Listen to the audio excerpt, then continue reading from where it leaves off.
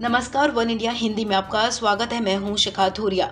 संसद का बजट सत्र सोमवार को शुरू हो गया है। सत्र की शुरुआत राष्ट्रपति रामनाथ कोविंद के अभिभाषण से हुई। राष्ट्रपति कोविंद ने संसद के दोनों सदनों की संयुक्त बैठक को संबोधित किया। कोरोना महामारी और वैक्सीनेशन कार्यक्रम का जिक्र करते हुए राष्ट्रपति ने अपना अभिभाषण शुरू किया। उन्होंने कहा कि छोटे किसानों और महिला सशक्तिकरण पर सरकार का खास ध्यान है। आइए एक नजर डालते हैं राष्ट्रपति के अभिभाषण की प्रमुख बातों पर।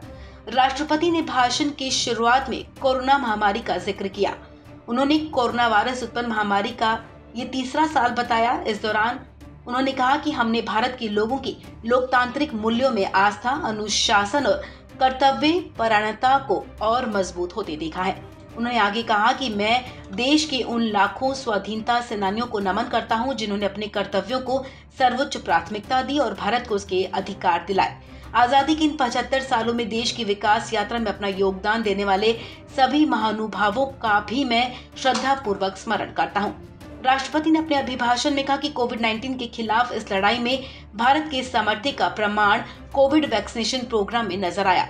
हमने एक साल से भी कम समय में 150 करोड़ से भी ज्यादा वैक्सीन डोज लगाने का रिकॉर्ड बनाया। आज देश में 90% से ज्यादा वयस्क नागरिकों को टीके की एक डोज मिल चुकी है, जबकि 70% से ज्यादा लोग दोनों डोज ले चुके हैं।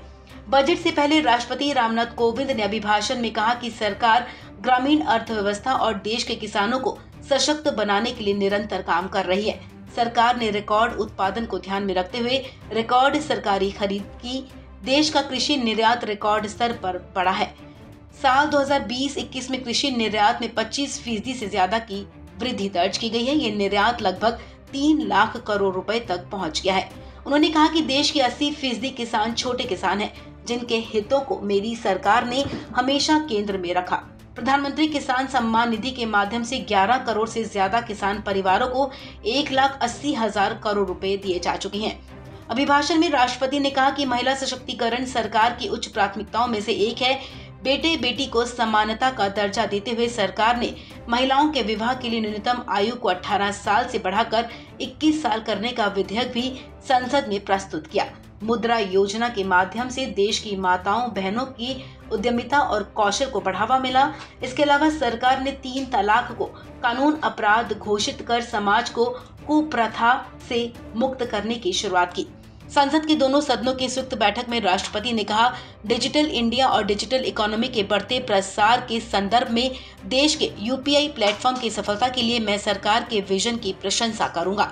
दिसंबर 2021 में देश में 8 लाख करोड़ रुपए से ज्यादा का लेन देन यूपीआई के जरिए हुआ। राष्ट्रपति ने कहा कि सरकार के द्वारा 64,000 करोड़ रुपए की लागत से शुरू किया गया प्रधानमंत्री Ayushman Bharat health infrastructure mission एक सराहनीय उदाहरण है। इससे न केवल वर्तमान की स्वास्थ्य संबंधी जरूरतों को पूरा करने में मदद मिलेगी, बल्कि आने वाले संकट के लिए भी देश को तैयार किया जा सकेगा। उन्होंने कहा कि मेरी सरकार के नीतिगत फैसले और प्रोत्साहन से विभिन्न पुलिस बलों में महिला पुलिस कर्मचारियों की संख्या में 2014 के मुकाबले दोगुनी से भी ज्यादा बढ़ोतरी की गई है। राष्ट्रपति ने अपने अभिभाषण में कहा कि सरकार के निरंतर प्रयासों से भारत एक बार फिर विश्व की सर्वाधिक तेजी से विकसित हो रही अर्थव्यवस्थाओं में से एक बन गया है। इस वित्त वर्ष के पहले 7 महीनों में $48 बिलियन का विदेशी निवेश आना इसका प्रमाण है कि अंतर्राष्ट्रीय निवेशक भारत के विकास को लेकर आश्वस्त हैं। इस खबर में फिलहाल इतना ही। तमाम अपडेट्स के लिए आप बने रहें वन इंडिया हिंदी के साथ।